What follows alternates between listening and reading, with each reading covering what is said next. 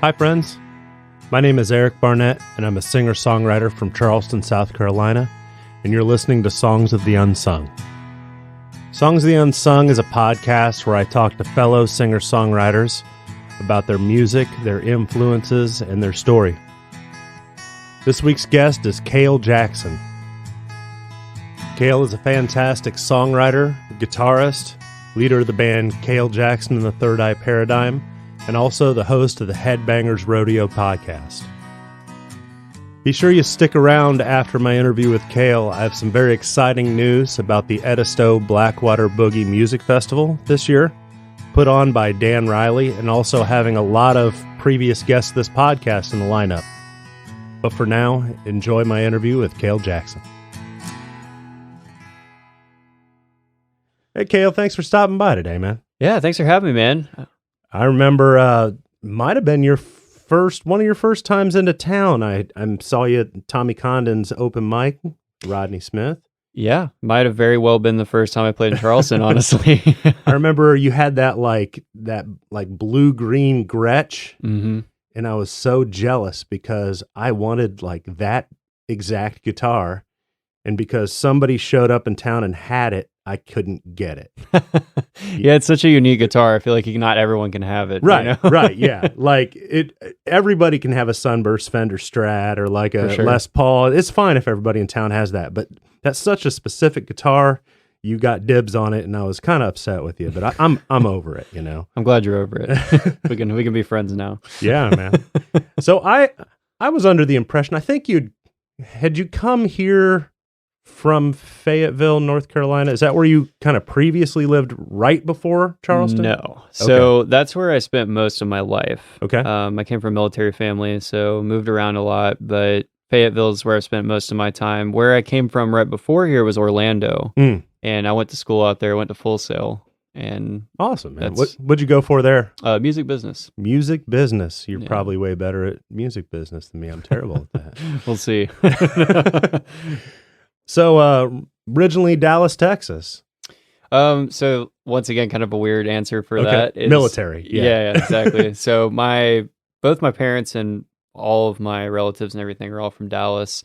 And so that's kind of where I felt the most like home, but I've never even actually technically lived there. It's just kind of, that's where my home base is because of my family. And I just got back from there recently, actually, and I go there all the time. So I love Dallas, man. Yeah. Dallas, and I'm big into West Texas. Like, it's fun, yeah. Yeah, I love West Texas and Southwest Texas, Big Bend and stuff like that. Mm-hmm. Yeah. Andrea and I just drove out there in March, and it was her first time west. And I told her, like, once we pass Houston, it's like a different country. It really is. You know, everything opens up, and it's just so pretty out there, man. Yeah, I remember seeing some of your pictures from that on social media. I was pretty jealous of your trip. I was like, man, that looks like fun. Yeah, man. We're big fans of West. We may end up there one day. For sure. Is the long-term plan. But you lived a lot of places being in that military family in Japan, North Carolina, where all, what's the short list of places? Yeah, so it's actually not as long as a lot of military kids. So I've known some people that have lived like 20 different places before they settled down, and I'm not jealous of that at all. But so I was born in Washington State near Seattle. I lived there till I was 2. Wish I would have lived a little longer, but I've gone back to visit. It was just kind of sad. Things went on there. Yeah. Yeah, for sure. So technically I'm from Washington. Yeah. So I was born out there. Did a little time in Mississippi. That's where I spent all my summers too. Mississippi and Texas, and North Carolina mainly, and then 3 years in Okinawa, Japan. Oh, that's cool, man. How old were you then? So that was all my middle school years, so 6th through 8th grade. Interesting, man. Yeah. That's very cool. Sure. I think I'd listened. I think it was your podcast where you were talking about. Was it like 13? You heard that Sex Pistols record. Yeah. And that's what did it? That's what did it, man. I mean, I'd always really loved music. I mean, I guess if you want to get technical about the first album I really loved was Phil Collins' album that he did for the Tarzan movie. I'm a big fan of that. He did not have to go that hard for that movie. He really didn't, and he did it for us. You know? He did. But no, I'd always liked music, but for me, like music, because I tried piano and some other things, and reading music has just never been something that my brain works with. And so I always saw music as like this kind of like far away thing. It's almost like running like a marathon when you've just started jogging. You know, it's like I'll never do that. You know, music can be a thing where there can be gatekeepers. For sure. You know, especially people who are like, well, if you're not reading music or if you're not playing this instrument, and they kind of look at guitar like anybody can do that. And yeah, and in a sense, anybody can make noise on it. That's what's kind of cool about it, for sure. And that should not be a gatekeeping thing. No. I mean, nothing is better than just plugging in an electric guitar and squealing away at it. For sure. The first time you get like a real electric and an amplifier and your parents are out of town and you're like, let's see how loud this thing gets. Oh, for sure. Yeah. And that's really what that Sex Pistols album was for me, was that was the first album I heard where I was like, I could do this. Yeah. You know, like these are just some pissed off young British guys in a garage somewhere. You Yeah. know, like if they can do that, I can do that. So did you find some angsty young teenagers that you could do that with? Took a long time. Did it? I would say most of my life has been a frustrating amount of trying to find people to play with. Yeah. But I met some cool people along the way trying, but you know, it's very hard because I've always been kind of obsessive compulsive with any, you know, thing I get into. Mhm. And when I found music, that's all I ever wanted to do. Yeah. And it was really hard to find guys that wanted to play for 5 hours straight and wanted to perfect something. So I was lucky enough to find like one guy that we could both sit and play guitar and bounce things off of. And we kind of taught each other guitar. Like if he learned a new thing, he'd show me, I'd show him. But it was always finding a drummer and a bass player. And tell me about it. Yeah. The drummers and the bass players, man, they're the hardest. Yeah, and it's really hard to find a bass player that's just not a guitar player that lost the you lost the deal, you know. Oh, for sure. Yeah, I've been that bass player a couple times. Yeah, me too. And, Yeah. You know. I mean, Paul McCartney was that bass player, and it ended up fine for him. Yeah, I think he's doing all right. He'll be okay. Yeah, for sure. So playing in, said kind of trouble finding folks in high school, and then when you went to Orlando to Full Sail, you said it was still kind of hard. Yeah, so I had a couple bands in high school. Mm-hmm. My first band, we didn't do anything. And then the second band I had was the band where I was finally, like, I was starting to play gigs and stuff. So we were doing, like, a bunch of weekend gigs. Like, I was pretty much playing every weekend. Wow. From the time, like, whether it was houses or if it was real gigs, we had quite a few of those, too. And it was in Fayetteville, so it's a pretty small music scene. So we only had, like, 2 clubs you could play in. That was it. Now, was it like your own songs or was it cover songs? Yeah, it was all originals at that Wow. point. We were big on not playing covers. I mean, if we did, it was like some old punk song or yeah, something. you throw one like fun one in. Yeah, for sure. We did a couple like we ended every show with Territorial Pissings by Nirvana. Okay. That was our one cover we would do. we would end every show with a Nirvana song as well that I won't say the title of. Oh. You know the one. I think I know the one. It's a fun one. It is. And everybody wants to come up and sing with you, and you just let them. You have to. And yeah, it's cool, man. In college, kind of the same thing. Got a few people. Yeah, so in college, luckily, so I went to a music school. Yeah. So you would think it would be easy to find people. You would think. But not so much. It was, once again, there was a lot of the musicians, and this is not a bad thing at all or anything negative to say about them, but a lot of them were, because of my generation, most people are more into like rap and pop and that kind of world, which I like a lot of that stuff. But I wanted to be in a loud rock and roll band. Yeah. And that's what I do best. So, you know, that trying to find that was difficult. That's going to be a thing that always comes back, man. I mean, everything else will go through phases and they'll polish it up, but pretty soon all the polished stuff will start to sound pretty samey, and then you'll just hear this loud, raw thing break through, and it's like, oh man, yeah, that's what we're missing. You know? Yeah, and it's such a simple thing. And I mean, you know, it's the reason why I got into it is because anybody technically can do it, but it seems like nobody does it. I don't know why. Right. You know? I mean, as far as myself, I don't know if anybody cares about the songs I wrote, but I just love that I can do it. Right. I mean, you know, the fact that you can make a thing that didn't exist and you're like, oh, this song is about something. And yeah, I mean, I do it for me, even though I, you know, play around town and do it for money quite a bit. But yeah, if I didn't have any fun at all, I wouldn't do it. No, I mean, this whole industry, it's like if you're not having fun doing it, that's something I realized a while back, like when I would kind of get frustrated by not having my perceived success, you know. And I've noticed that those are actually the times I'm least successful, is when I'm trying so hard to be successful. You know? It's just when you're in that groove and you're, like you said, you're putting out stuff that you wrote and you feel, and if 3 people respond to that, it's worth doing. Absolutely, man. Some of the best times I've ever had are not when I'm playing to 100 people's backs when we're in a restaurant or something. It's when you're playing or even if you're playing in a bar and nobody's paying attention except like a few people at the bar, just turn and look at just the right times. You're like, okay. Like I reached somebody. Yeah. I'm playing to that guy the rest of the night. I don't care about the rest of you, you know? For sure. Yeah, definitely. What brought you to Charleston? So I got out of college and my parents moved to Charleston, and Charleston was not on the map for me at all. I was renting a room in a house with like 5 people in Orlando and was not getting along with any of them. And they had a can't play music past 9 o'clock rule, and I was like, I can't live here. Right. So, right. I was looking around, and then my parents were like, "You're running out of money. Just come to Charleston." So I came here and I found the music scene, and just kind of been here ever since. What do you think of the music scene here in Charleston? So I think overall there's some very cool things about it. I won't say anything super negative about it, but as a honest criticism, I would say, and it's just I know that everyone here could do this and do better, is that I wish it was a little less gatekeepy at times. Yeah. I feel a little bit of that.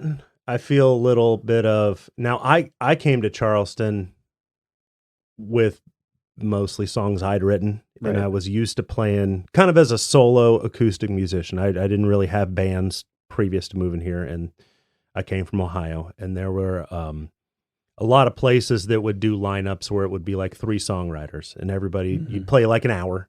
You'd play like your own songs, maybe throw in one cover or something interesting just for yourself. Like a songwriter in the round kind of deal? Or... It wasn't a lot of in the rounds. It'd just be like one person, then the next, and the next. Okay. And so it was kind of like a showcase situation. Or, I mean, I never really had done a 3-hour gig before. I never really done a cover gig before I moved here. I knew a handful of covers, mostly Tom Waits songs that I liked. And coming here, I quickly learned, like, that's not going to work. It's funny. It's the same thing happened to me. So I know your feeling. Yeah. I do it. I mean, I play couple 2-3 gigs a week, and it's largely covers. Nothing I don't like, though. That's where I draw the line. I mean, it's no Tennessee whiskey for me, and no country roads for me. I kind of look at it from the perspective of, I feel like I got to put my time in front of people playing. Yeah. You know, I don't know. It's the best practice, you know, if nothing else, you know, and I think there's something to that. Especially like, you know, you listen to a lot of artists that are kind of growing in their career and they get bigger. It's like, there's something in my brain anyways where I can tell, like, okay, this guy did what we did and played like 1 million gigs, and that's why they're this good, you know. And then the pop artists that just kind of come and go, I'm like, oh, they didn't do that. Yeah.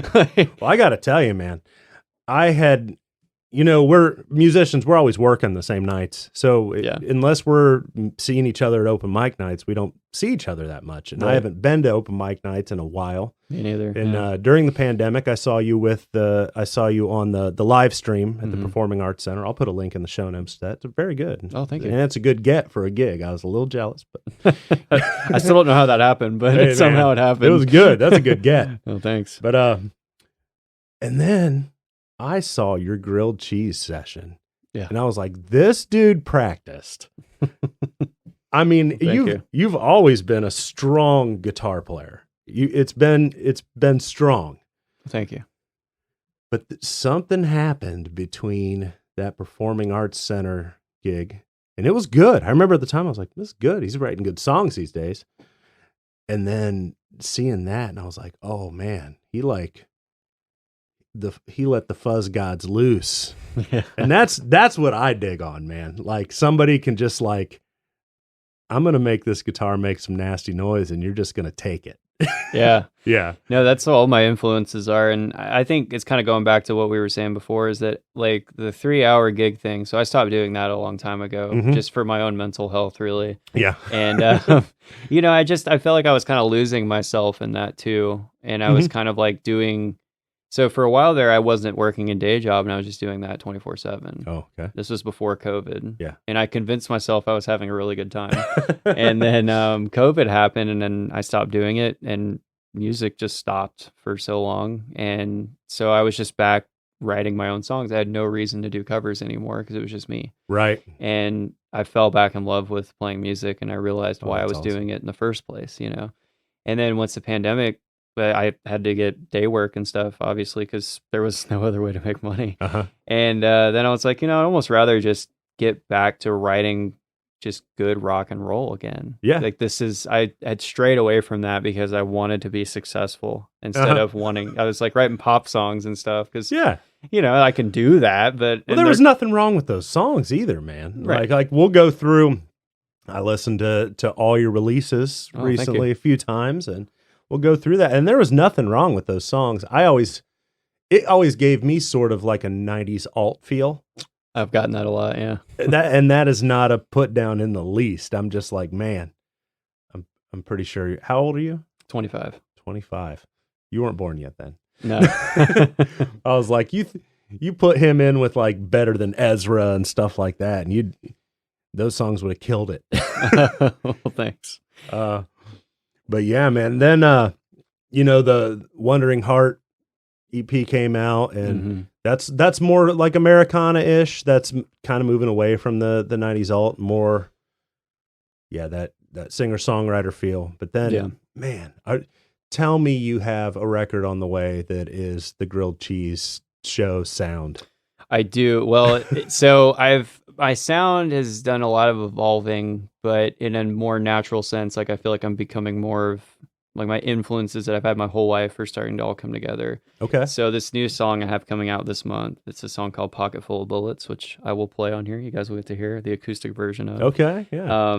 But it's all of that. So I grew up on country just as much as I did punk and everything else. But I don't really like where country's at right now. Right. And so I'd always said, I was like, what if you took that outlaw Waylon style stuff and it is punk rock in a sense, it's the same attitude. It's the same thing. So I was like, why can't these things go together? And so that's what this new song really is capturing. And I got like a lap steel player on it and, went through, like tried to make it everything's analog on it. Like, that has been my new, like, that's what I want to put out into the world. Like you said, that raw mixed with that Western vibe that is such a part of me. It's not an act, it is who I am. Yeah. Why not throw those together, Awesome, man. Well, why don't you go ahead and play that if that's all right? Yeah, we'll do. Let's hear it.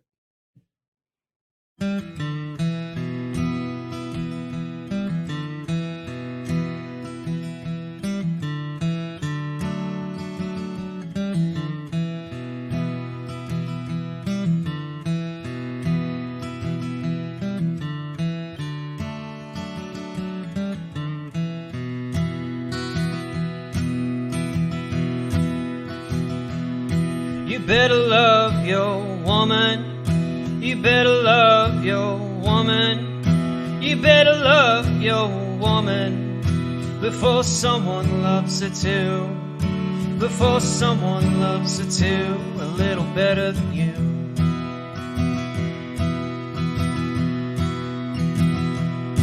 You better write your memory. You better write your memory. You better write your memory before someone writes you wrong. Before someone writes you wrong and tries to sing your song.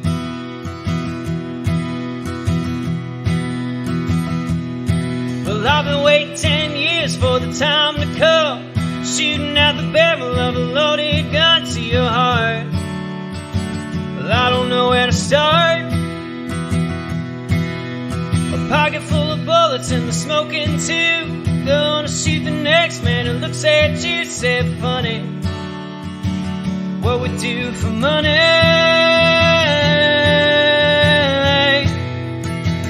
What we do for money?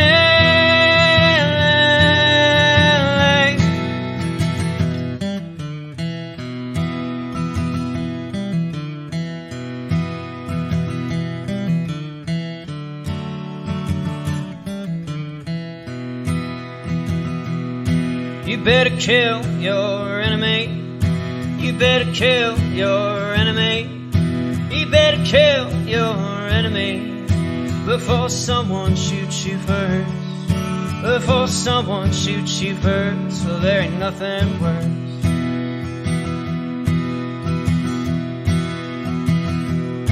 You better count your blessings. You better count your blessings.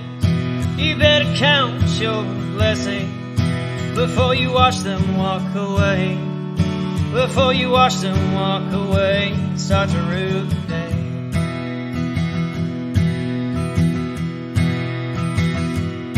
Well, I've been waiting 10 years for the time to come, shooting out the barrel of a loaded gun to your heart. Well, I don't know where to start. A pocket full of bullets and the smoking tube. Gonna shoot the next man who looks at you, said funny. What we do for money?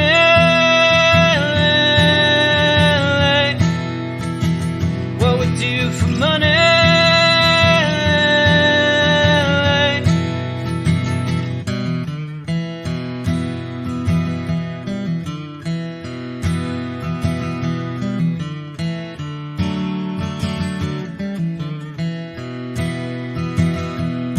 Well, I've been waiting 10 years for the time to come, shooting out the barrel of a loaded gun to your heart.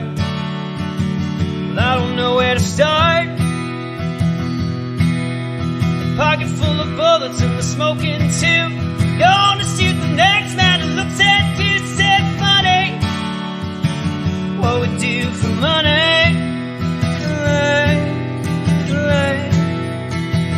What we do for money?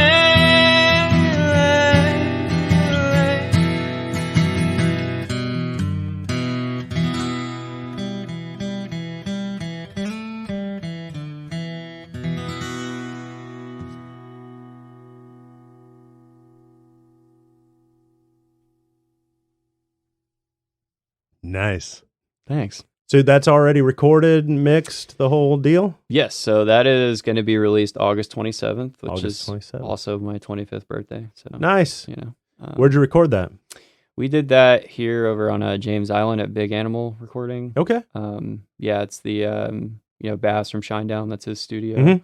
So for those who didn't know, but yeah, Eric Rickert is a guy around here. I don't know if you've met him or not. I but- haven't, no. So he plays drums with me live a lot, Mhm. and he's actually the guy who produced the whole thing. So Nice. but yeah, so it's probably the release that's coming out the most like proud of, and I've put the most like blood, sweat, and tears because we just had all the time in the world to do it, and it was just, this is my send off before I go to Nashville. For you know? sure. Like I'm putting everything into it, you know. Yeah. So Awesome, man. Yeah. It's good to have a thing like that. And mhm. I can't tell you how many things I've worked on. By the time I'm almost done with it, I'm just not as excited about it anymore as I Right. was when I started. But yeah, to have something you're jazzed about means you got a good thing on the way. Yeah, like you said, you hear a song a million times, and then you go out and play it a million times. Yeah. By the time it comes out, you're like, man, I hate this song. Yeah, yeah. I've only made one full length album, and I can't listen to it. Yeah. Because I've played the songs 1,000 times since then. I'm like, oh, I could have done it so much better, and it's one of those things. Always. That's yeah. just the name. That's just how it is. You Well, know? it's like, we both have podcasts. It's like when you go back to edit your podcast, listening to your own voice and like all Yeah. the breaths you took here, and Yep. like, oh, I could have done this better. I should have talked about this, Yeah, So for sure. for sure. You briefly mentioned influences. Tell me, who are your guitar playing influences? Well, some of them are pretty obvious. I mean, Jimi Hendrix. Yeah, Hendrix for sure is like the reason I play guitar the way I do. Yeah. But I love the blues, so I go back to a lot of those blues guys a lot. Stevie Ray Vaughan and stuff. But as far as getting into more like weird stuff that people probably don't, reference as much, I was a huge Jane's Addiction fan. So like Dave Navarro had a huge influence on like just the fact of like, because he was so. It's funny because you won't really hear it in my playing, but like he does things so differently than I would do. He's all digital amps, like all like Ibanez guitars, like all that. And so it's like, it's cool that he proves you can get a good tone out of gear I would never buy myself, you know? So that was a big influence. I mean, Black Flag was huge for me, especially like their whole kind of weird jazzy period. Like I love all that stuff. Maybe this is just me projecting a little because I love his playing so much, but I hear some like Josh Homme, Queens of the Stone Age. Oh, for sure. Yeah. I'm a huge fan of that. All that. I mean, I love that. I love Caius. I love a big stoner rock, stoner metal guy for sure. It's a huge influence for me. I mean, Sabbath, all that. I definitely get that, especially the kind of more psychedelic direction things are heading in, you know, where it's got that fuzzy low end feel to it that I'm just a huge fan of, man. Yeah, thanks. I love I've always been a big fan of just like throwing psychedelic stuff into anything. Yes, it'll work somehow, you know. Yes, it's like psychedelic country, why not? Psychedelic, you know, whatever, you know. It's always a cool flavor to add. So let's talk about some of the singles you put out, even though they don't necessarily reflect the current sound. No. Yeah, the first one, and I remember the very first time you came to town, you were playing Overthinking. Yeah. Good tune. Like I said, I totally got that kind of 90s alt feel. And then Circles too. Yeah. But yeah, where'd you record those? I recorded those in Orlando. Both of those were done just like a project thing? Yeah, well, so those weren't actually a project. I have a couple other ones that are on that, a couple other singles that were projects, but this was more like I just knew guys that had recording studios in their house and we just did it that way, you know. So those were a lot more DIY for sure. Excellent. And then 59 DeVille? Yeah, so 59 DeVille was a cool one because that was a student project, but we did it in the Full Sail's like biggest studio. So it was like the nicest studio I've ever been in, which is a shame because I didn't know what I was doing as much then as I do now. Yeah. But, you know, the best band of all time, Creed, recorded there. So there you go. Know, obviously, they know sound. That's not nothing. You're like, get that Tremonti tone on. Yeah, exactly. Yeah. But so that was cool. We did a music video at Full Sail also. I just tried to use every thing I could there, you know. Did people give you trouble for the car in the video? No, so that was actually a pretty funny thing. That was the owner of Full Sail. He has like a fleet of old cars. And I had just like briefly mentioned, I was like, I'd let get an old car. If not, I'm not paying for this video. So you just give me whatever you want. You know? If it's a 90s Corolla, whatever. Yeah. You know? And then they're like, we had this 57 Bel Air. I was like, let's use it. My stepdad actually had almost an identical 57 Bel Air to that. Oh, so really? When I saw I remember seeing like on Facebook, it was like a backstage thing from the video, behind the scenes kind of picture. And I was like, that's not a 59. No, that's not. Yeah, I was like, if we could get a 59 DeVille, it'd be great. That would be the best. But no. Wandering Heart. Yeah. So that was, a lot of those songs were written during the pandemic. And that was because I didn't have a band to play with anymore. It seems like everybody had an acoustic EP come out in 2020. I know like Mike Friend did. I know, there's just a handful. Josh Jarman was in here and he had a lot of stuff come out that year. Yeah, so Josh Jarman's actually the one who produced Wandering Heart. Is he? Yeah, we did it in his bus. Nice. So that was pretty cool. That's cool. Sounds good, man. Good songs. Thanks, yeah. Good songs. The two newest ones, Step Forward, which I like. It kind of takes a turn production wise because I love like the mellotronic sort of sounding strings and everything doing that. That's where the psychedelic started coming into the picture. That's for sure. Yeah. And I think so. I worked with my good friend Sean Adkins, who lives in Fayetteville, and he runs a record store called Background Records, and he's one of my like mentors, big collaborators of mine. And I actually technically have a full length album I recorded with him that has never been released. And really? I will eventually put it out, just waiting for the right time because we did it and then the pandemic happened. I was like, bad time to put out an album. Sure. So yeah, we really went and just threw everything into all those songs. So the production value definitely shot up a lot for that. Nice. Looking forward to hearing that one. Oh, thanks. Is that just a Kael Jackson solo, or is that Kael Jackson band, or is that? Yeah, so all my releases are kind of just Kael Jackson. Yeah. And even the full band. So these two new ones I'm coming out with, same thing. They're full band, like rock songs. So I have a lot of people get confused about that, and I always have to explain it and I always say, I'm like, well, it's not David Bowie band. It's not. Yeah, that much is true. Stevie Ray Vaughan had Double Trouble, but most people just call him Stevie Ray Vaughan. Yeah, so that's kind of what I always went after. It's like, it's not John Mayer band. Yeah, he had his trio for a little bit. Nobody's like Band of Gypsies. Well, it's not the Experience, so I'm not interested. Exactly, I guess maybe some people said that, but yeah. And while I've been here, I've had Kael Jackson and the Third Eye Paradigm has been the band name. So that was something I came up with that group of people. I'm sure when I go to Nashville, it'll be Kael Jackson, and it'll just rotate for every tour or something. Do you find that different lineups, is it all the sort of, you do the same songs, but this is the way this lineup kind of feels, that kind of song? Or yeah, so it's always been interesting because I've always had like the idea of what I want the song to be, and I do all the writing and stuff, but it is interesting to have these different influences. I mean, I've always had, Melissa Sladen, who plays the keys, she's been a consistent member.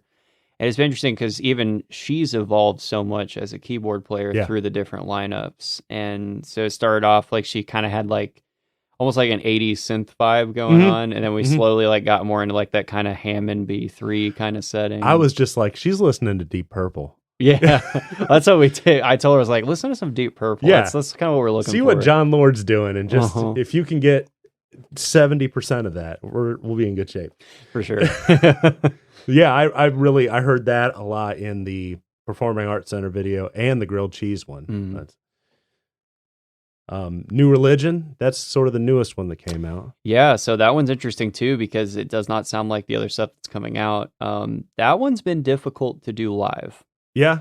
And it's just been, I think it's just because of constant lineup changes has been really what's difficult, because it's a very like, it sounds this way, and if it sounds anything else than this, it will not work. Yes. So we very, very rarely played it live, but I like that song. It's kind of more in a very new wave inspired, very like, you can tell I listen to a lot of Cure and Depeche Mode and stuff in that. But yeah, so that part of my songwriting is still there in a sense.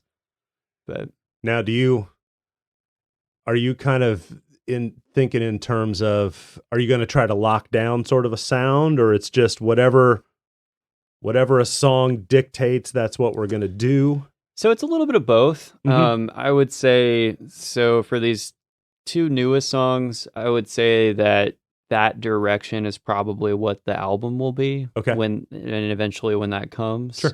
So it's going to be a lot of like releasing singles, which is what most people do nowadays. Yeah. Which is easier for me. Sure.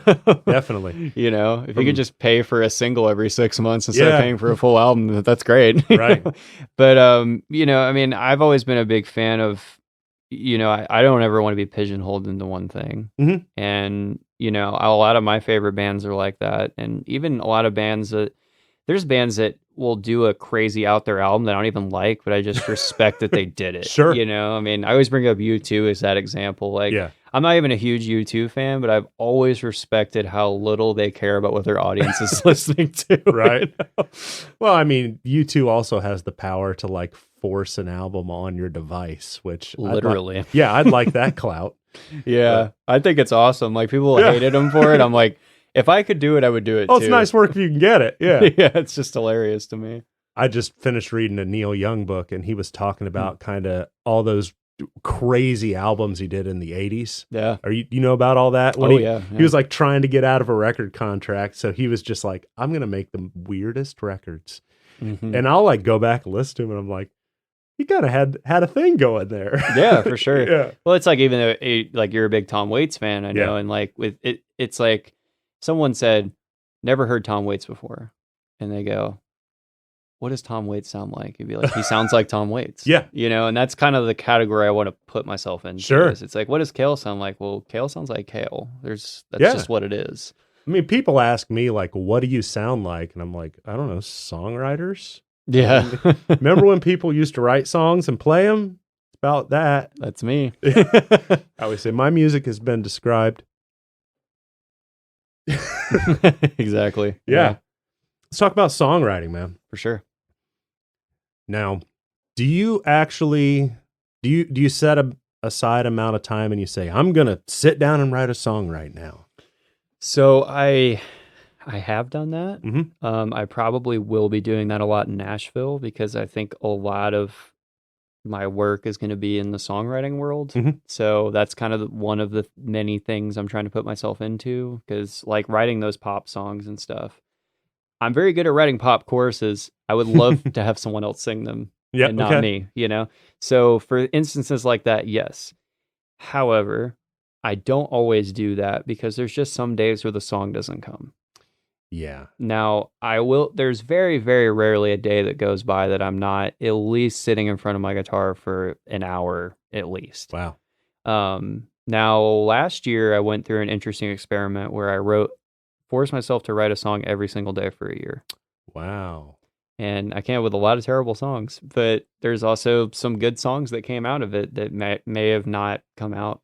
You came out probably with more good songs per capita than you would have if you hadn't written the terrible ones. Yeah, you know, there's even that saying in Nashville that they say you got to just get through a mountain of crap to find your one Yeah. good song, and that's just part of the process. That's a muscle I need to get better at building up. Like I'll go until I don't like it and then I'll quit. Yeah. Yeah. Well, I mean, I do that too. I mean, because you have your rare instances where just everything clicks. Yeah. And like my song, She Only Loves Me When She's Drinking, for Mhm. example, which I'm doing a release of that soon too. That's the other song that I did with Pocket Full of Bullets, which Mhm. is the full band version. But that is the one of those songs that I wrote in like 5 minutes. Mm. It was about a real instance. Mhm. And it has probably been my most popular song. And it's a song that I thought it was too stupid for anyone to actually like, because I was like, there's nothing deep about this. There's nothing like, there's no second meaning. This is Right. point A and point B. But somehow people latched onto it because so many people were like, I've been through that situation. I've dated a girl like that. I know what you're talking about, So it's just weird like that. You never know. Some of the best songs come and catch you like that, though. When you're not looking for them, Yeah. like you'll hear something or just be in the middle of doing something else, and you're like, I better stop and write this down, or it will be gone. Yeah, no, for sure. I mean, there's been times where I've been in traffic and I've pulled over to the side of the road and literally pulled out my voice memo app and sang into it because I didn't want to lose that. And I've had that situation where I've literally done that and I've got home and like, this is crap. Why did I think this was so good? Yeah, I have so many piled up that I don't even. Sometimes I look at all the little scribbles I have and all the little voice, memos on the phone, and I'm like, I don't even want to go through them because I'm just like, oh, I'm gonna be the only person in the room, yet still somehow embarrassed. Yeah, no, I know that feeling well. I know exactly what you mean. Now, you demo everything typically? Pull out the memo app and do that? Yeah, for the most part. So that's what I usually will do. And it can be anything from singing an entire chorus into there, or it can be like just me talking with like 3 words because they're just great words, or I'll just type it out in my notes app or whatever. But yeah, that's something, it was weird. When I was like 14, I was reading Guitar World magazine one time, and Sean, the guitar player from White Zombie, that was a big influential band for me. They were like, "What's your number 1 tip for guitar players?" And he was like, "Record everything you ever do." He's like, "You never know when you're going to write the satisfaction riff." Yeah, You wouldn't want that to go away, and that just for some reason that always stuck with me for the rest of my life. So I was like, come up with a riff, pull out my phone, and there's sometimes I'd really make myself because I'm like, I just played this riff 10 times. I don't want to play it again, but I'm like, I have to. Yeah, definitely. When you start into a song, when it starts to take shape, do you ever think of that as in the terms of like a particular band you like or a musician you're like that's kind of a song kind of in that vein, and then do you ever follow that path? Sometimes I do. I try not to. Yeah. But sometimes I can't help it. Like there are some times where like I'll get on some kind of random musical obsession where whatever it is, I hear some artist and I'm like, this is all I want to listen to for the next month.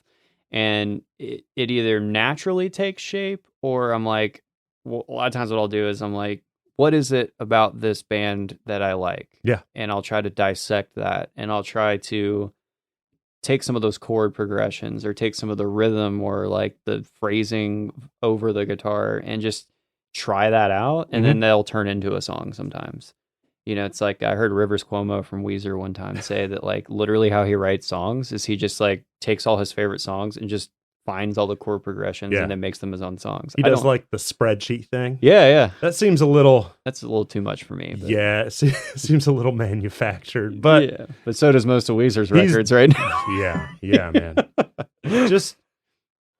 Just play Pinkerton for me over and over again. Oh yeah, Pinkerton and Blue Album are both flawless. Yeah. Then there's the rest of Weezer. But yeah, it's fine. yeah. There's some good singles after that, but I have not heard a good album after Pinkerton. Oh man, like I even know people who are like, I like Weezer, and they're like the Weezer songs they hear on the radio. Yeah, and I'm like, have you heard Pinkerton?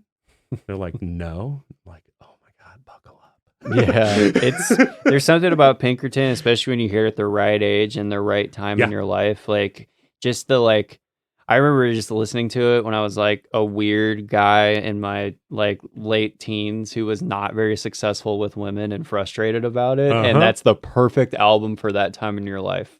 Bro, I was that age when it was new. Yeah. So you know. Yeah, I had it on cassette, man. Yeah. If I knew if I was mentoring some young man and he was like, I'm trying to play music. I'm not popular. I'm having this hard time. I'd be like, I got you. I got you, man. Put some You're headphones not alone. Listen to Pinkerton. Yeah, man. For sure. When you're starting to write songs too, when they take shape, do you sort of hear an arrangement in your head? Sometimes. Do you hear the drums and the bass and you're like... Yeah, I do. And so that's a challenging thing because sometimes I hear it exactly the way it should be. Mm-hmm. And in my mind, it should not be any other way. Right. And I try to tell whichever drummer is playing with me, like, so go, booka-dooka-ta, and then they're like, what does that mean? And I'm like, I just want to be able to like take this from my head and put it into your head and have you do it. But then, sometimes the drummer will do it in their way. And I'm like, that's actually better than what I would have thought, It's a hard dragon to chase, man. Mm-hmm. Especially, I have a tendency to hear all of it. And it's because I grew up with like the little 4-track recorder. Mm-hmm. And I could sit there and do all these little overdubs and stuff. And I got used to just building it up. Right. And even on my record, my hometown, man, there's nobody there. I recorded when I still lived in Ohio. So I recorded all the instruments on the record. And that helped from the standpoint of, at least I couldn't get upset with anybody that they didn't. Yeah, for sure. If it didn't sound the way I wanted it to sound, it was all my fault. Yeah, I tried that for a while. I took some drum lessons at one point and got pretty decent at drums. I'm terrible now, but like to the point where my whole goal was never to be a drummer, even though I think I would love to be a drummer if I had the capability and the space and the allowed to be noisy. The stamina, man. How do you play a full set of that? Yeah, it's hard. But that was my whole reasoning of learning it, was just so that if I was talking to a drummer, I wouldn't sound like an idiot. Yeah. I could say like, oh no, like do this on the toms, and like, oh, can you give me some more hi-hat over here? Yeah. Like, maybe just gently touch the crash or something. Now I can say that, and drummers are like, okay, he's not just some singer, egotistical singer who knows nothing about what I'm doing over here. Is there a song, not a song you've written, but are there songs by, bands or songwriters you like that you always go back to and you say like, they really nailed it on that one, as far as you consider it to be like the mountaintop of songwriting? That's a good question. So I have a couple. Don't Think Twice, It's All Right by Bob Dylan is an absolutely perfect. It's the perfect breakup song because it covers every aspect of that in a way that it's like you want to be angry, but you know that you're not right to be angry. And it covers the loneliness, but also the kind of sense of relief you get from that situation. So there's that. It's a little bit passive aggressive. It is, but it's just the right amount, where it's like, I can say this and no one can say I'm a bad guy for saying it, but like, I'm also still letting you know how I feel. Exactly. So there's that. I'm a big oldies fan. Like I love the old stuff. So Let It Be Me by the Everly Brothers is also one of my all-time favorites. Like I listen to that song and it doesn't matter what mood I'm in, it fits it somehow. Yeah. I love the strings. I'm a big fan of string sections. Like I would have that on every song if possible in some way.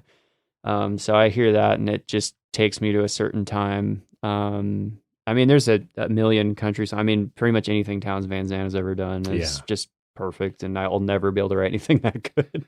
There's some songwriters like Townes Van Zandt, like Tom Waits, like Tom Petty, where you just go like, man, how'd you do that?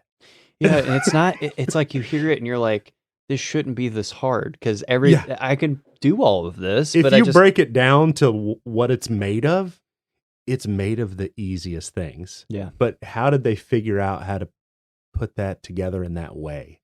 Yeah, just the arrangement is perfect. It's indescribable, really, and like just the way for me, when a song is perfect to me is when it can take you to so many different places and so many different emotions all in one song. Yeah, like, and that's what's really hard to do because as a songwriter, it's easy to, just put out one emotion and carry that emotion through the whole song. Mm-hmm. And that's fine. There's nothing wrong with that. But like a great song is a song where you feel this way in the verse and then you feel this way in the chorus and then you feel this way in the bridge and then and they're all different emotions, but somehow it's all congruent. It all goes together. Like that's what I think is a great song.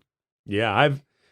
Sometimes I'll listen to a song and it'll just dawn on me. Like I was listening to REM. And the One I Love came on, and it's like, it's 3 verses that are the same words. Yeah. Same words. But you don't go, oh, that's the same words as the last verse. You just take it. You're just like, oh, it's a great song. And then even REM, like Losing My Religion. I was just about to bring that up. Dude, that song doesn't rhyme. It doesn't. No. How did he do that? Yeah. How did he do that? I don't know. I mean, that song, Losing My Religion, I would put it up as one of those, like, I will never write a song this good. Yeah. No one will ever write a song this good. Yeah. It's like, it doesn't even make sense that it's that good. Yeah. But it's every part of that song is perfect. The arrangement is perfect. There's some weird instrumentation that doesn't make any sense. That's perfect in that song. And it's same thing because that's what really also, there's 2 schools of thought on the songwriting because it's either some people would say a perfect song is something that you can hear and identify and you know what it's about. Mm-hmm. That song doesn't do that. And that's what I really like is that you can take that song in 10 different interpretations if you want. Oh, yeah. And that's what I love in a song is it's like, that's what this song means to me and me only. Yeah. That might not even be what Michael Stipe was thinking, but this is what it means to me. That's one of those songs where I think everybody's heard it so much they sort of take it for granted but when you actually just kind of do a mind wipe and you sit and you listen to it with fresh ears, it's one of those songs that makes me want to keep going and quit at the same time. Yeah. Because on one hand, you're like, I'll never do that. And on the other hand, it's like, I want to be able to do that. You're like, oh shit, music can do this. Yeah, for sure. I mean, Bruce Springsteen has that ability too. Yeah. And I mean, like one of his songs it's one of the few songs I cover, and I do a very different version of it, is, what's the song called now? I'm drawing a blank. I'm on Fire. Yeah. So I'm on Fire is a very simple song lyrically. Mm-hmm. It just tells you a very simple story of how he's in love with this girl, and that's pretty much it. Yeah. But it makes you feel in a certain way that I can't even explain. It's like that song, when I put some headphones on, I'm by myself, I can be in the best mood ever. But it just weirdly depresses me in a great way.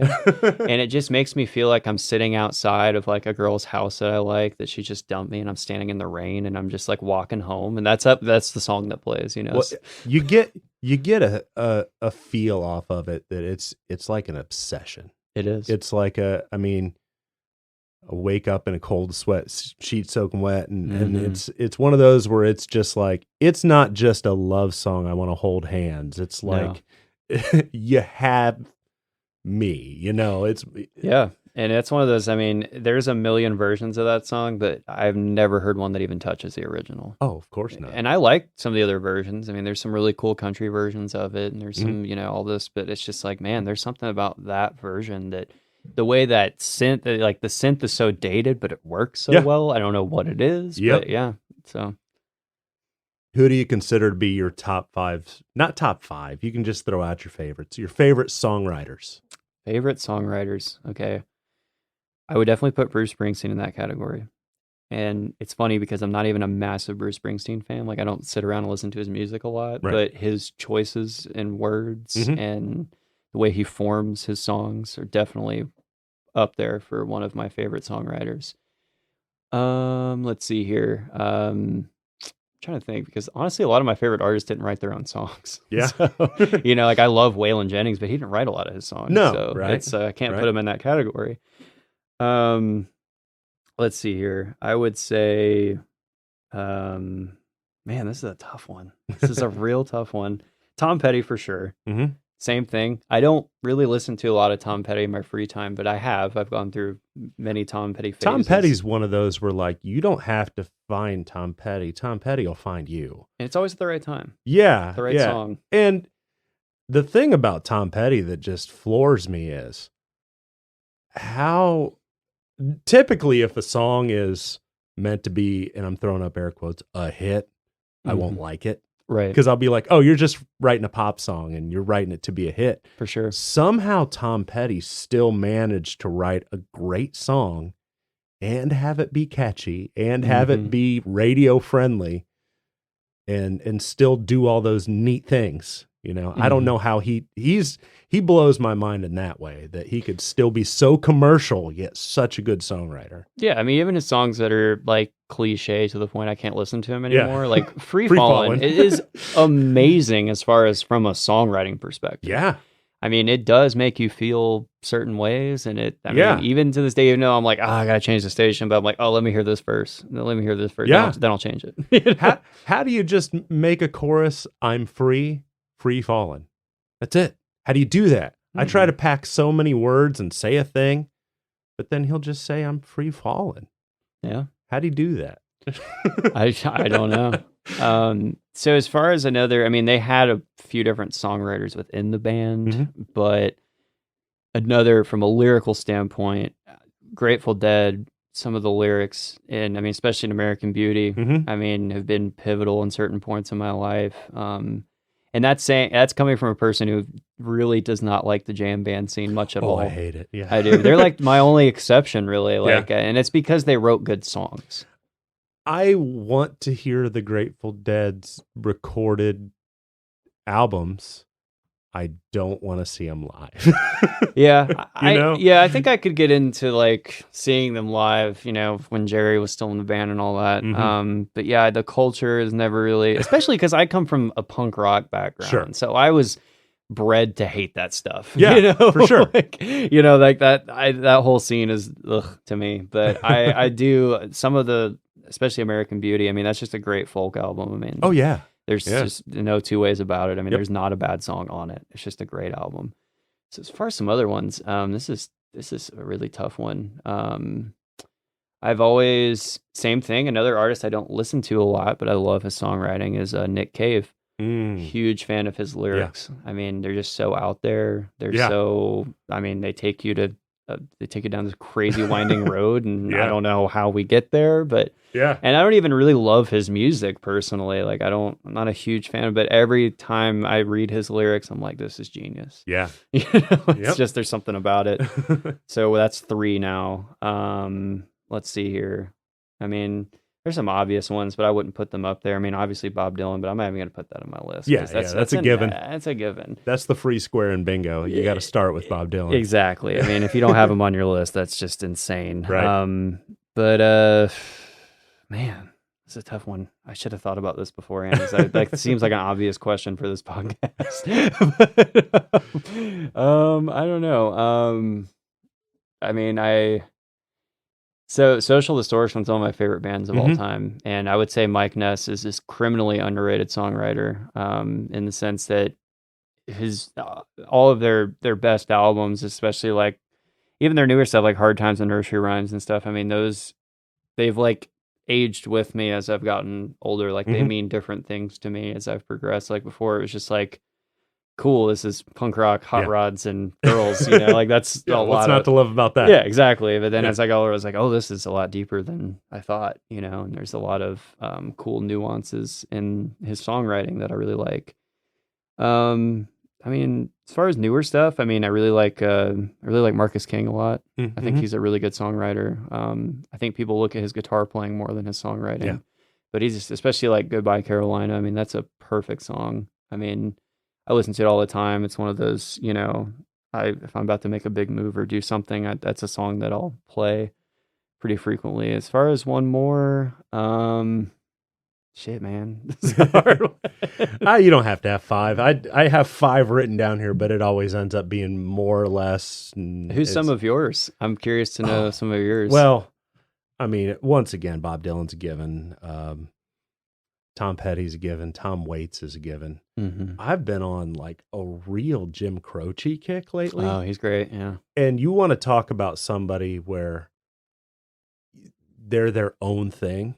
Yeah. And Jim Croce was his own thing. Yeah. I mean, I don't think he particularly sounded like anybody. And he had a way of writing some lyrics. Do you know his song's called One Last Set of Footsteps? Yes, I do. Yeah. He says, if that's the way you want it, then that's the way I want it more. It's like, oh. That's great. Yeah. It's like, I love simple, good lines like that. Yeah. For sure. Yeah. I mean, like a lot of, it's funny because country gets such a bad rap now, but it's some of the best songwriting. Oh, yeah. By far. And it's also the stuff I gravitate towards because it's so simple. Mm-hmm. You know, I mean, even some of the more, what I would say modern, but it's not modern anymore, it's just 30 years old. But, you know, there's a lot of like, even guys like Alan Jackson, like if you really read his lyrics, it's like, this is really well written. You know, like a lot of people don't think that because they hear Chattahoochee, but it's like, you listen to a song like Living on Love, living on love, buying on time. Without somebody, it ain't worth a dime. Like that's a great line. Oh, yeah. Yeah. I mean, I hear that, I'm like, that's perfect. Or like his songs like Remember When, it's just, this seems like a cheesy love song, but it's like the older you get, you're like, this is exactly what it's like to love someone for this long. I actually think, and this is just my own theory, Okay. like don't blame Kael for this. This is just me saying, unless he happens to agree with me. Okay. And don't get me wrong, nobody has sold more records than this man, but I blame Garth Brooks. Okay. Blame him for modern country as it is. Modern country. I don't think he was the first one that did it. I don't think he was the worst one that did it. But I think he's really the one that popularized the shift from outlaw to pop. I would say he's definitely up there as far as people to blame or to give credit for, however you feel about it. I mean, he's doing fine. I mean, nobody has ever sold more live tickets than him. He's made so many records. And I don't even think that if you took his actual catalog, it is pop country. But I just think somehow through him, that's when the pivot kind of happened. Yeah, well, I mean, before that, in country, there's always been, like, Nashville has always wanted to push a pop country thing since the beginning. Since the 50s. Yeah. Yeah. I mean, even guys like Hank Williams had a hard time. Yep. Because they were like, he didn't fit the mold and they fired him from the Grand Ole Opry and all that. But what Garth Brooks really did was he brought country to people who never would have listened to country before. Yeah. And that's where the shift really happened. Yeah. As you look in the 90s, I mean, the Garth Brooks was, I mean, his albums were up there with like R&B and pop artists. Like he was getting played happened on non-country radio. Yeah, and that was a first, especially for how, I mean, we think of it as pop country, but in comparison to what is out now, it sounds like real country. Yes. I mean, it's that far removed. Yeah. That he had songs about like the rodeo and stuff that were on like pop radio. Like that had never happened before. Right. You know. So I don't know. He is a great songwriter though. I'll give him that. Yeah. Even though I'm not like, I don't listen to Garth Brooks very frequently, but like Garth Brooks is one of those where you don't have to listen to Garth Brooks to know 10 Garth Brooks songs. Exactly. Yeah. He's like, I was talking with my wife and we were talking about Bob Seger. And she's like, I don't know many Bob Seger songs. I said, you know 20 Bob Seger songs. Exactly. She's like, there's no way. And we went through and she's like, oh my God, I know 20 Bob Seger songs. He's inevitable. Yeah, you can't escape him really, you know? I mean, it's even like people that, you know, like I meet younger people that you bring up a band that, like the Rolling Stones or something. They're like, I don't know anything about that. I'm like, like 10 Rolling Stones songs. Oh, for sure. You play them like 10. They're like, I didn't know this was them. Right. Bob Seger's another one like that for sure. I mean, Bob Seger's another one, great songwriter. Not really my favorite music, but until like you'll hear like one or two songs, you'll go, oh yeah, that was a Bob. No, yeah, for sure. Yeah, no, he's got some underrated hits for sure. Yeah, I have a love-hate relationship with the Eagles. Oh, yeah. Yeah. I have some very controversial opinions. My wife hates the Eagles, and I get it. Like, I get why. You know what I mean? I was in the camp of hating the Eagles for a very, very long time, and I'm still not like a big fan. In fact, the podcast I did with Rodney, we disagreed on the Eagles because he loves them. Because he was in that Eagles cover group for the longest time. He loves them, and I was like, I don't get it. I don't. Well, I'm a huge Joe Walsh guy. Okay, yeah, that makes sense. I like his solo stuff. Oh yeah, James Gang stuff, and that stuff's cool. And like I remember one time, one of my only like cover bands I played in when I was in Charleston, I had to do Hotel California, of course, but I was like, I get to play the solo, so that's my fun part of the evening. Yeah, that's if you could just chop the solo off that song and put it on a better song. Yeah. Well, and then like when I was learning the solo, I hated the song, but then I like really like listened to it a million times. I was learning it, and I was like, this is great songwriting. Yeah. Like there's no denying. Yeah. And it's an example of good songwriting if you want to just go by the book. You know what I mean? If you were saying this is the formula for songwriting, they did it. Yeah, no, I'll never take away from their talent. It's just, it's the Garth Brooks effect for me for rock music. It's like that was when pop easy rock took off. Yeah. And I hated all that stuff. Well, but I love Jackson Browne. I do like some Jackson Browne. Yeah, totally. So he gets kind of lumped in with that group. Him and Neil Young was in there, and Crosby, Stills, Nash and Young were in there. But I put the Eagles on the kind of less good. I'm not going to say bad. Yeah. No, totally. Not into it as much. I mean, Take It Easy is hard to hate, That was written by Jackson Browne. Was it really? Yeah. Oh, wow. Okay. So I play that, and that's my way out. If somebody asks for the Eagles, there are two songs I can play, Take It Easy, and I just, in my mind, I just go, I'm playing Jackson Browne's version. There you go. And then the Eagles covered Tom Waits, so those are the two Eagles songs I know. They didn't write them. And with Jackson Browne, I mean, like These Days, I mean, what a perfect song. Oh, man. Yeah, Jackson Browne's one of those where I'm listening to a lot of him lately, too. There's two live records he did where it's just him. It's him and an acoustic and him and a piano, and he like talks about the song. It's sort of VH1 Storytellers-y. Okay, yeah, I like that. And I like those better than his recordings because, you hear the stripped down and you're like, oh, that's such a good song. Good to see all the mechanics that he has going on there. For sure. Seeing under the hood, Yeah. When you listen to music, are you a albums guy? Are you a singles guy? Make playlists? I guess sort of all the above. I guess if I had to put myself into a category, I'm more of an album person, but it really depends on the artist because there's some artists that aren't album artists. True. I love a good album. Yeah. Like that's what I did for that debut album that hasn't come out yet is every song goes into each other, and I did it very Pink Floyd style in that way, and there's a lot of psychedelic interludes and stuff. Nice. And I love that. Nobody's doing that anymore. I know. Like that. Now you're inspiring me to put this album out finally. Yes, it needs to come out. Yes. But so when it comes to stuff like that, I mean like Pink Floyd, for example, listen to Pink Floyd. I'm not just gonna pick a song. Like I'm gonna Right. Like today is an Animals kind of day. Right. Or today is a Dark Side kind of day. Right. But if there's like some of these oldies I like if I'm listening to Elvis, I don't listen to a whole Elvis album. Right. There's no point. Did he make albums? I guess he did. I'm just going to go to which era of Elvis I want to hear, and I'm going to make a playlist of like 10 songs, and that's what I'm going to listen to. I want to listen to Vegas Elvis, that's this playlist or whatever. That's a certain mood too. Yeah, for sure. Yeah. What are your favorite, if I had to say, list me some of your favorite albums, ones that throughout the years you're like, I'm in this sort of mood? Okay. So Animals, Pink Floyd for sure. Yeah. That's probably one of that album changed the way I do music and listen to music for sure. I discovered that in college, hating Pink Floyd up until then for whatever reason, and slowly got into them, and Animals just blew my mind. And Never Mind the Bollocks, Here's the Sex Pistols for sure is another one. Another one that a lot of people wouldn't expect, and I posted about this, and people got very angry with me about how much I love this album, but Appetite for Destruction, Guns N' Roses. I love that album, and I don't care. I will go to my grave loving it. I don't think everything's aged well on it, but it's... I mean, if I had to just point to, if you said Guns N' Roses, you have to listen to some Guns N' Roses, I would just say, okay, just give me that record.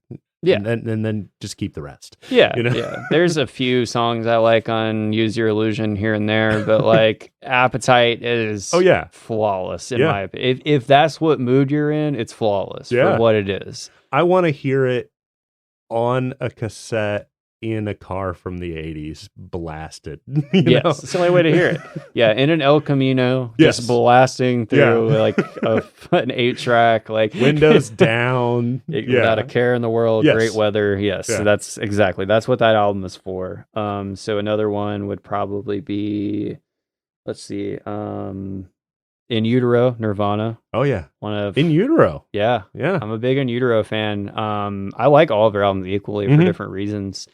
But In Utero for me is my favorite Nirvana album because it's like they had the money for good production, but it's still them being as weird as possible. Yeah, and that's why I like it, because it takes like all of the weirdness from Bleach with good production, and they've been touring for a while, so they're really tight as a band. And then some of the pop sensibility from Nevermind, and then threw it all together in this one record. Yeah. So that has been a big influential record for me, especially, I mean, just like the second song on that album is just insane. And you're like, they were on top of the world at this point, and they're just like this big middle finger on the second song, you know. The Scentless Apprentice is the second song. And I mean, it's just a chaotic, like, doesn't make sense song. And it's one of my favorite Nirvana songs for that reason. And that's what I want to do on a record, you know. Yeah. You come out, it's like, oh, he's this pop singer, and then it's like, what the hell is this? You know? So I love when bands do stuff like that. Another one would probably be, Sticky Fingers, Rolling Stones. That's just a great rock record. I think I'm trying to think of, that's the one with like Can't You Hear Me Knocking is on there. Yes, Bitch is on it. Yeah. That's my favorite one. Yes. That's a great record by them. And it was cool because it's like their most just straight up rock and roll record, but there's also like some really cool, you could tell they were listening to country. So there's a lot of steel guitar on it. I thought because I had heard Townes Van Zandt play Dead Flowers, I thought he wrote that song. No. That's a Rolling Stones song. It is. I thought it was the other way around. It blew my mind when I learned the right way. And that's an amazing song. Yeah. I mean, it's just, that's Rolling Stones at their peak to me. Because after that, they kind of fell off a little bit. Yeah. But, you know, I mean, there's some other good stuff on there. I love it when Mick Jagger tries to sing with an American twang. Yeah. That's somehow the best. And, you know, it's goofy, but somehow it works. I don't know how to explain it, but it's just like, it's so inauthentic in every way, but it's great. Mick Jagger. Nobody else can do that. For sure. Yeah. And also in that vein, I would also put, and I don't love everything they've ever put out, but I love Rocks by Aerosmith. Like that was one of my definitive, like getting into rock albums. Right. And like, same thing, like Back in the Saddle Again, Wild Child, like all that. Those are just flawless. I think Aerosmith kind of fell off when they realized, like, oh, the ballad is what's going to sell, you know? Well, it's the same thing with having the country, is that hair metal ruined music for a long time. Yeah. You know, and I'm saying that as a person who likes some hair metal. Like, that's some of my guilty pleasure music. Like, I will definitely put some Cinderella on and have a good time. But like, you know. It's always, there was just like a point in time where all of these hair metal bands, and it was like right in the middle of the concert, they'd push the grand piano out, and you're like, oh, here comes the ballad that sold all the records. Well, it's that thing that, I mean, guys, men, you've got to step up and buy more stuff, because girls buy the most merchandise and they are the ones that come out and support the band the most. And they, at that time, not all women, but a lot of women they weren't going to come to the Slayer show. Right. So, but if White Lion has a ballad that reminds them of their boyfriend or whatever, they'll come out in droves. So that's how they sold records, you know? Oh, man. Tell me a little about your podcast. Yeah, so the podcast, it's Headbangers Rodeo. I do it every 2 weeks, mostly.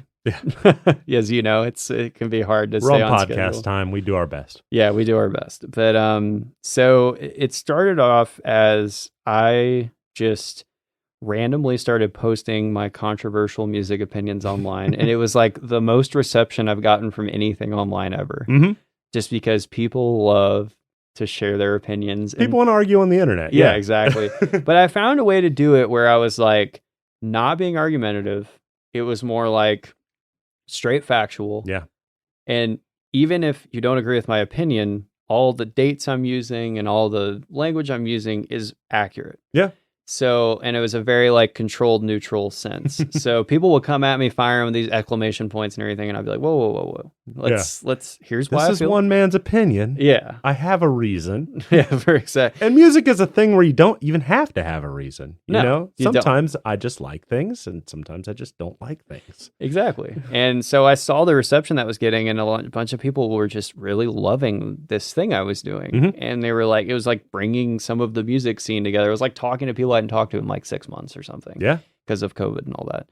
And so I was like, I would just love doing this, but I don't just want to post on Facebook all the time. Like, this is annoying. So I was like, why don't I do this as a podcast? And I thought about doing a podcast for a long time, but I never really like had my like, what do I want to talk about thing. Yeah. And so that became the thing I was talking about is I'm like super nerdy about music, and I love like getting into the nitty gritty of it. And like this album came out in this year, then this happened and blah, blah. So I was like, I feel like I have a space to talk about. And I'm also a huge YouTube viewer, podcast listener. And I realized there wasn't really like a big space for like a guy who's in a rock band talking about rock and roll. Mm-hmm. Like it was always kind of like, and I'm not saying this is a bad way because I love these podcasts. There's always like a lot of like real nerdy guys who like weren't in the scene. They weren't a part of the scene, and they're kind of telling you about it. And I was like, I want to be the guy who's like, I live this shit. Here it is. Yeah. You know? Yeah. So I finally found that niche, and I just kind of went with it. And it's just been fun for me, you know, like it's nice to do something where it's involved with music, but I'm not like just playing music. Right. You know? Awesome, man. Yeah. Man, you got to put that record out you recorded. Seriously. I will. I'll put it out. I'm excited to hear it. And then what you said, August 27th? Is that the August 27th, Pocket Full of Bullets comes out on all streaming platforms. Awesome. Cannot wait to hear that. Thanks. The upcoming move to Nashville. Yeah. Just going to kind of go out there, and what's the plan? So the plan, or lack thereof, more or less, but that's kind of where great things happen a lot of times. Sure. Is so September 1st is a couple weeks away. That's when I'm going. Staying in an Airbnb for a little bit and just figuring it out. But yeah, the plan is I want to still just do my original music. Mm-hmm. That's my ultimate goal, is to be a touring, working musician on my own stuff. And I'm just kind of going out there because it's a world surrounded by people who are all trying to do that. And I want to just have access to the best players in the world and, you know, just go and basically kind of do what I'm doing now, but taking it up a notch and trying to do that full time. So yeah, that's kind of my plan. Well, best of luck with that, man. Thanks, man. Excited to see, and I'm sure you'll be talking about that in the podcast YouTube channel. Yeah, for sure. So I haven't done a lot of filming yet. I've been learning about filming, and I feel like I'm at a pretty decent place with it. So YouTube is next. Excellent. So I'm kind of doing Headbangers Rodeo is going to kind of turn into like a brand. Yeah. So the podcast will be one part of it. And then it'll also be a YouTube series, which will be a mix of filming all my podcasts and putting those up for everybody to see. And then my bigger plan is I'm going to basically document my entire move and document like all the behind the scenes stuff of music that you don't normally get to see. So it's going to be like, if I get screwed over at a gig, you're going to see it on You're gonna hear YouTube, about it. you know, and like, or the good things or the bad things or whatever. Very cool. Yeah. Well, I can't wait to see what you got going. Best of luck with all that. Thanks, man. You want to leave us with one more tune? Let's do it. What you got for us? So I'm doing an untitled song, but it's new. So that's the whole reason why I wanted to do it. It's something that's not recorded. And yeah, it's sort of a love song, but kind of about how relationships work when you're a gigging musician, which is difficult. So I wrote a song about that. So yeah.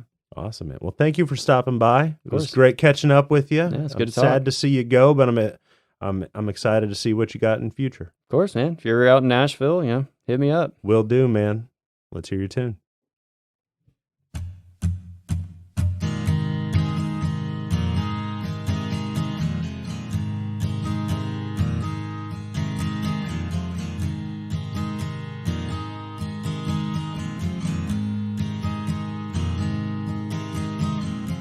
Let's start a fire where there wasn't one. Let's burn your house down, and just for fun. And maybe we could even go downtown. Just find some money, honey, spend it around. And know how you say it, I think she likes my rock and roll. And her hips are swaying, I think I love a gypsy soul. But even if it's just a week or two of your love, I think I'd rather have that than nothing at all.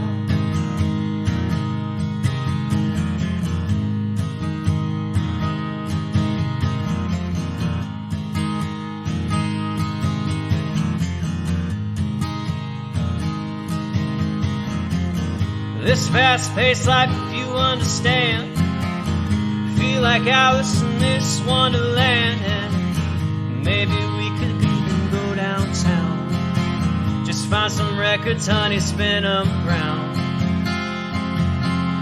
But oh, how you say it, I think she likes my rock and roll. Her hips are swaying, I know I love a gypsy soul. Oh, how you say it, I think she likes my rock and roll.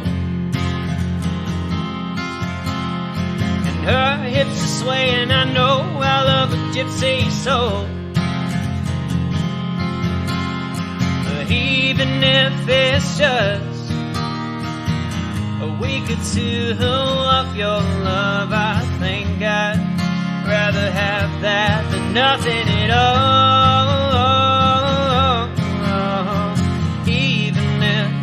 Just a week or two of your love, I think I'd rather have that than nothing at all.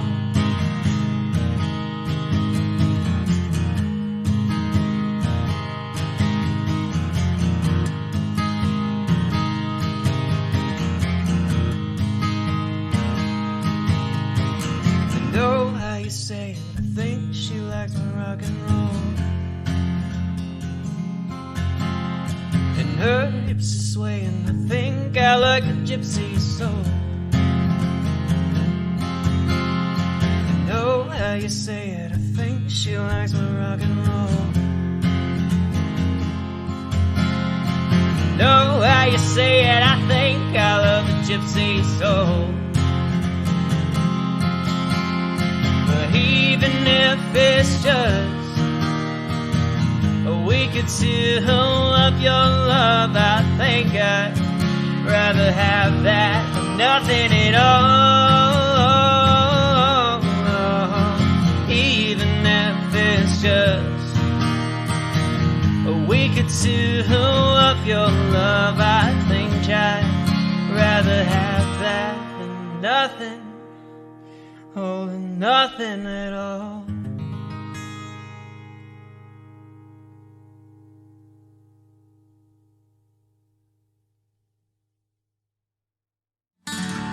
Well, I hope you enjoyed my interview with Kael Jackson as much as I did.